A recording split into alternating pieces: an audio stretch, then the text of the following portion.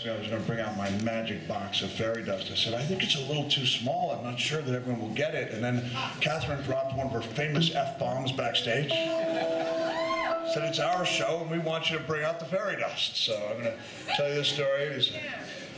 This is the power of the Northern Lights, the Aurora Borealis, bottled at the source by Santa's elves. The red helps reindeer fly. Green helps Santa get up and down the chimney without being stuck multiple times. The blue allows Santa to manipulate times that each visit takes place in a split second, okay? Otherwise, if you do the mathematics and spend 10 minutes in each home, it would literally take Santa 10,000 years to complete a visit to every home. Are you ready? Now, what I like is a collective awe as we all turn into little children before our very eyes. Are you ready? Santa's gonna open up the back of the fairy dust and...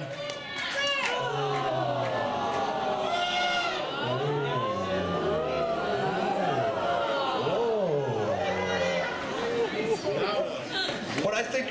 Looks like gin. Is that Bombay Sassy? No, it's not. Yeah, but naughty! A thing in a box, young man. The truth is, 2013, Santa may be able to circumnavigate the globe in a single evening when accompanied by a sleigh and reindeer. That does not mean he can drive on the BQE without using words that Santa ought not to use. And, I was thinking about going home. I shared this story with Norah backstage. I got a little bit emotional, didn't I?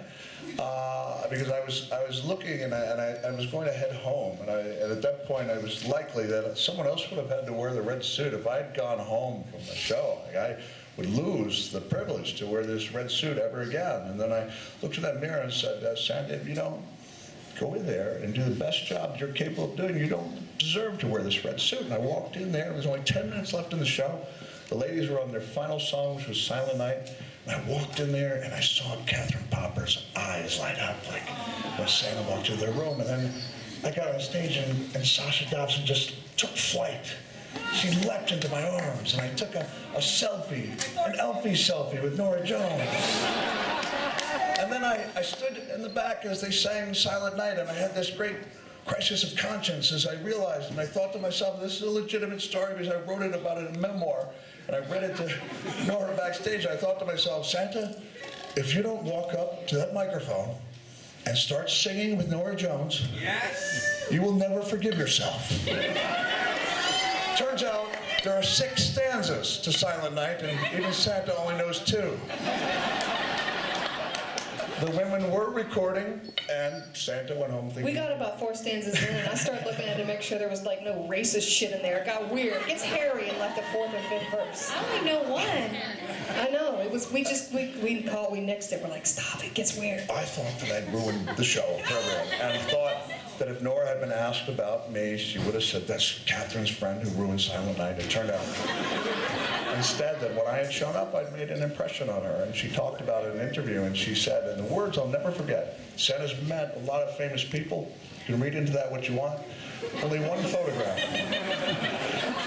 in Santa's year-round Christmas room, and it's of me on this stage in 2013 with a quote from Norah Jones. It said, it was so surreal.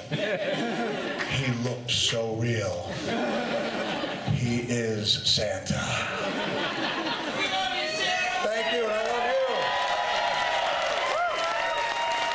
you. The next year, 2014, I asked Catherine, who always has been and always will call me Dude, if I might sing Silent Night again. And she said, Dude, do you want to learn a song and sing it with us? I said, yes, I will.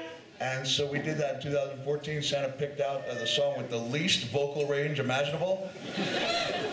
And we're going to do it for you right here, okay? Let me grab this handheld microphone just a second.